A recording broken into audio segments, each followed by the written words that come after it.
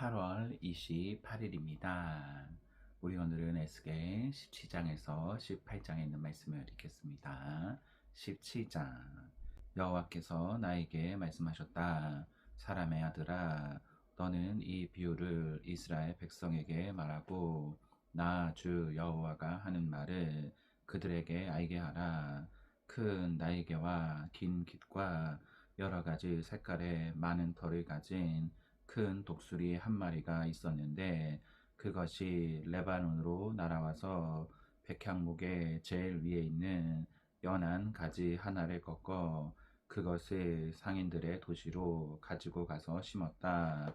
또 그 독수리는 이스라엘 땅에 종자를 가져다가 수양버들처럼 물이 많은 물가의 옥토에 심었다.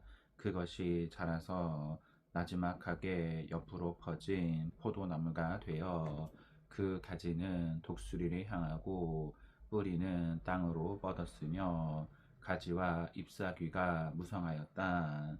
그런데 날개가 크고 털이 많은 또 다른 한 마리의 독수리가 있었다.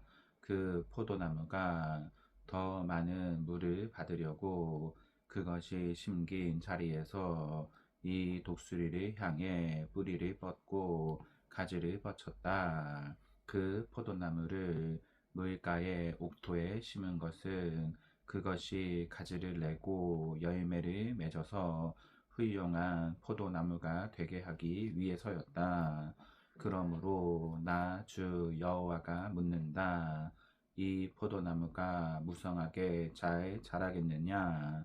그 처음 독수리가 뿌리를 뽑고 포도를 따며 가지를 꺾어 그 나무를 시들게 하고 연한 잎사귀를 다 마르게 하지 않겠느냐? 그 뿌리를 뽑는 데는 많은 사람이나 큰 힘이 필요하지 않을 것이다. 그것이 심겨졌다고 해서 무성하게 잘 자라겠느냐? 동풍이 불 때 그 자리에서 완전히 마르지 않겠느냐? 여호와께서 또 나에게 말씀하셨다. 너는 이 거역하는 백성들에게 이 비유가 무엇을 뜻하는지 아느냐고 물어본 후에 나 여호와의 말을 이렇게 전하라. 바벨로니아 왕이 예루살렘으로 가서 왕과 그의 신하들을 바벨로니아로 끌어가고 왕족 중에 하나를 뽑아 그와 계약을 맺고 자기에게 충성할 것을 맹세하게 하였다. 그리고 그는 그 땅의 유능한 인재들을 다 끌어가 그 나라가 다시는 일어나지 못하게 하고 그 계약을 지켜야 간신히 생존하도록 하였다. 그러나 유다 왕이 바벨로니아 왕을 배반하고 말과 군대를 얻기 위해 이집트로 사절단을 보냈다. 그가 이런 일을 행하고 과연 성공하겠느냐? 그가 계약을 어기고서 어떻게 무사할 수 있겠느냐? 살아있는 나 주 여호와가 말하지만 그가 자기를 왕으로 세운 바벨로니아 왕에게 한 맹세를 무시하고 그와 맺은 계약을 어겼으므로 바벨로니아 땅에서 죽고 말 것이다.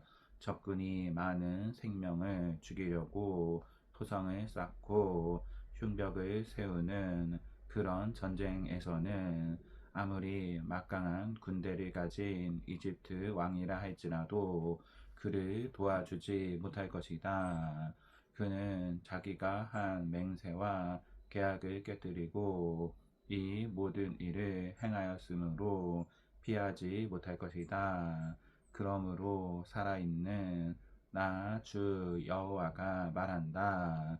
그가 내 이름으로 맹세하고 계약한 것을 깨뜨렸으므로 내가 반드시 그를 벌할 것이다. 내가 그물을 던져 그를 잡아 끌고 바벨로니아로 가서 나를 배신한 죄를 거기서 신문할 것이니 그의 정예병들이 다 칼에 죽을 것이며 살아남은 자들은 사방으로 흩어질 것이다. 그때 너희는 이것을 말한 자가 나 여호와임을 알게 될 것이다.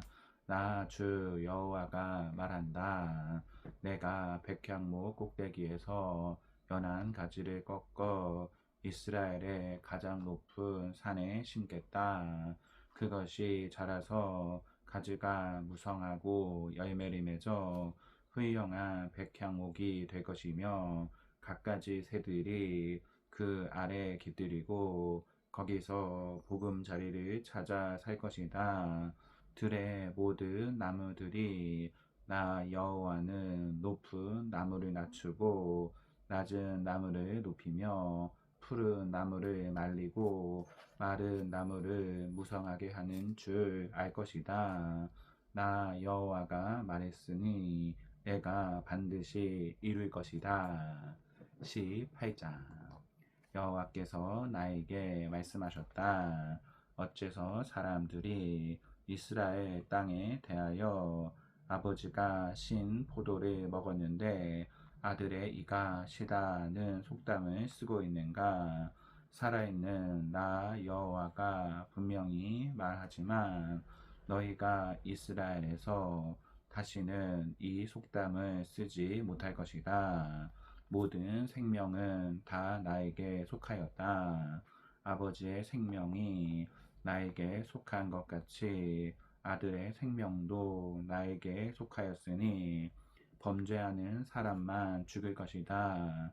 만일 어떤 사람이 의로워서 공정하고 옳은 일을 행하며 산 위에 우상 신전에서 재물을 먹지 않고 이스라엘 우상에게 눈길을 돌리지 않으며 이웃의 아내를 더럽히거나 월경 중에 있는 여인을 가까이 하지 않으며 사람을 학대하지 않고 빚진 자에게서 잡은 전당물을 다시 돌려주며 남의 것을 강제로 빼앗지 않고 굶주린 자에게 먹을 것을 주며 벗은 자에게 옷을 입힌다면 또 그가 이자를 받지 않고 돈을 구워주며 악한 일을 거절하고 사람과 사람 사이를 공정하게 판단하며 내 명령을 순종하고 내 법을 조심스럽게 지킨다면 그 사람이야말로 의로운 사람이다. 그는 분명히 살 것이다. 이것은 나 여호와의 말이다. 그가 난폭한 아들을 낳았다고 한번 가정해보자. 그 아들이 이 모든 선은 하나도 행하지 않고 사람을 죽이며 산 위에 우상 신전에서 재물을 먹고 이웃의 아내를 더럽히며 가난하고 불쌍한 사람을 학대하고 남의 것을 강제로 빼앗고 전당 잡은 물건을 돌려주지 않으며 우상에게 눈을 돌리고 더러운 일을 행하며 돈을 빌려주고 높은 이자를 받는다면 그가 과연 살겠느냐? 결코 살지 못할 것이다. 그가 이 모든 더러운 일을 행하였으므로 반드시 죽을 것이며 그의 죽음에 대한 책임은 그에게 돌아갈 것이다. 그러나 만일 이 아들이 또 아들을 낳았다고 가정해보자. 그 아들이 자기 아버지가 범한 모든 죄를 보았으나 그런 죄를 범하지 않고 산 위에 우상 신전에서 재물을 먹지 않으며 이스라엘의 우상에게 눈을 돌리지도 않고 그 이웃의 아내를 더럽히지도 않으며 사람을 학대하거나 돈을 빌려주고 전당물을 잡지 않으며 남의 것을 강제로 빼앗지 않고 굶주린 자에게 먹을 것을 주며 벗은 자에게 옷을 입히고 가난한 자를 도와주며 돈을 빌려주고도 이자를 받지 않고 내 법을 지키며 내 명령에 순종한다면 그는 자기 아버지의 죄로 죽지 않고 분명히 살 것이다. 그러나 그의 아버지는 난폭하여 자기 동족의 것을 강탈하고 자기 백성에게 악을 행하였으므로 자기가 범한 그 죄로 죽고 말 것이다. 그런데 너희는 아버지가 죄를 지었는데도 어째서 그 아들이 벌을 받지 않느냐고 묻고 있다. 그 아들은 공정하고 옳은 일을 행하며 나의 법을 준수하였으므로 그는 분명히 살 것이다. 죽어야 할 사람은 바로 범죄하는 그 사람이다. 아들이 아버지의 죄 때문에 형벌을 받지 않을 것이며 아버지가 아들의 죄 때문에 형벌을 받지도 않을 것이다. 이와 같이 의로운 자의 의에 대한 보상도 자기에게 돌아가고 악인의 악에 대한 형벌도 자기에게 돌아갈 것이다. 그러나 만일 악인이 그가 범한 모든 죄에서 돌이키고 내 법을 지키며 의로운 일을 행하면 그가 살고 분명히 죽지 않을 것이다. 그가 범한 죄는 하나도 기억되지 않을 것이며 그가 행한 의로운 일도 그는 살게 될 것이다. 내가 어찌 악인이 죽는 것을 기뻐하겠느냐? 그가 죄악의 길에서 떠나 살면 내가 기뻐하지 않겠느냐? 그러나 만일 의로운 자가 그의 의로운 길에서 떠나 범죄하고 악인이 행하는 모든 더러운 일을 행하면 살겠느냐? 그가 행한 의로운 일은 하나도 기억되지 않을 것이며 그의 신실하지 못함과 그가 범한 죄 때문에 그는 죽게 될 것이다. 그러나 너희는 내가 행하는 일이 옳지 못하다고 말하고 있다. 이스라엘 백성아 들어라. 내가 하는 일이 옳지 못하냐? 오히려 너희가 하는 일이 옳지 못한 것이 아니냐?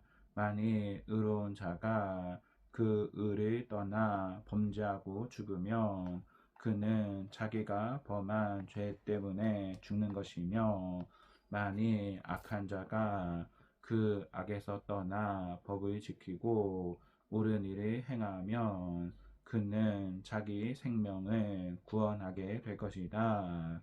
그는 자기가 행한 일을 깨닫고 그 죄에서 돌이켰으므로 분명히 살고 죽지 않을 것이다.